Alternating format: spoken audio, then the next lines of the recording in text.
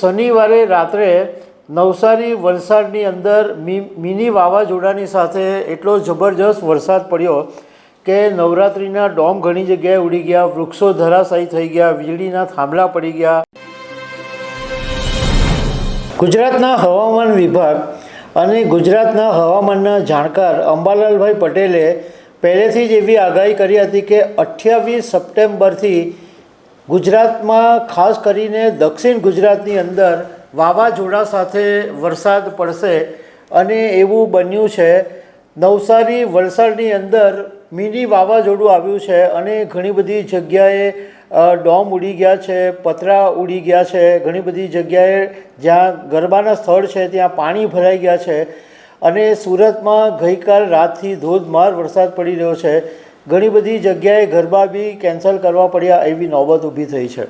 તો આના વિશે તમારી સાથે વાત કરીશ. મારું નામ રાજેશ શાહ છે અને તમે જોઈ રહ્યા છો ગુજરાતના સૌથી મોટા ડિજિટલ ન્યૂઝ પ્લેટફોર્મ ખબરછે.com. હવામાન વિભાગે 28 સપ્ટેમ્બરના દિવસે રેડ એલર્ટ આપેલું છે, ખાસ કરીને દક્ષિણ ગુજરાતના વિસ્તારોમાં સુરત, નવસારી, વલસાડ, દમણ, દાદરા નગર હવેલી.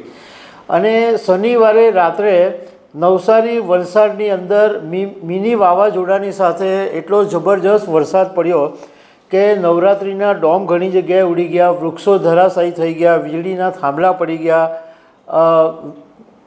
વીજ વ્યવહાર ખોરવાઈ ગયો, ઘોડાના લોકોએ પાવર કાપ સહન કરવો પડ્યો. સુરતની વાત કરું તો શનિવારે મોડી રાતથી જે વરસાદ ચાલુ થયો છે અને અત્યારે હું તમારી સાથે વાત કરી રહ્યો છું ત્યાર સુધી વરસાદ હજુ સતત ને સતત પડી રહ્યો છે. વલસાડની વાત કરું તો વલસાડની અંદર એટલું બધું મિની વાવાઝોડાની સાથે વરસાદ પડ્યો કે ઘણી બધી જગ્યાએ ગરબા રદ કરી દેવા પડ્યા.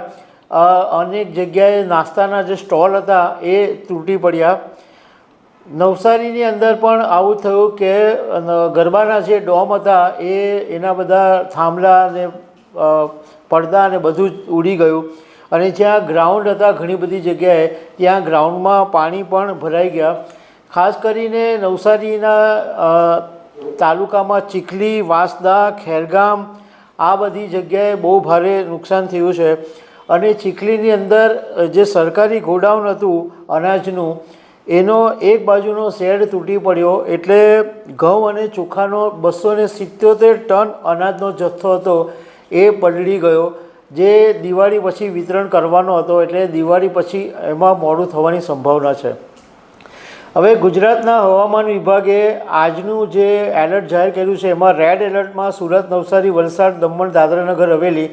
એટલે એવું કહેવાય છે, હમણાં થોડા સમય પહેલાં એવી માહિતી મળી કે સુરતની અંદર હવે થોડા કલાકો પછી બહુ ભારે વરસાદ પડવાનો છે. ઓરેન્જ એલર્ટ આજે છે છોટાઉદેપુર, નર્મદા, તાપી, ભરૂચ, ભાવનગર, અમરેલી.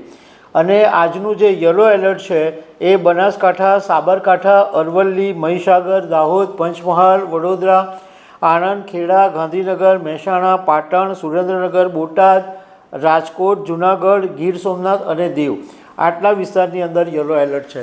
એટલે આજે સુરતમાં ભારે વરસાદની સંભાવના છે. એટલે જે મોટા મોટા ડોમ છે, એસી ડોમ ને જે લોકો બંધમાં કરે છે એ લોકોને પ્રોબ્લેમ નથી આવવાનો, પરંતુ જે લોકો ખુલ્લા મેદાનમાં ગરબા કરે છે અને સોસાયટીમાં જે લોકો ગરબા કરે છે એમને મુશ્કેલી આવી શકે છે. તો દર્શક મિત્રો, આવી અનેક વાતો સાથે અમે તમને મળતા રહીશું. Thank you very much.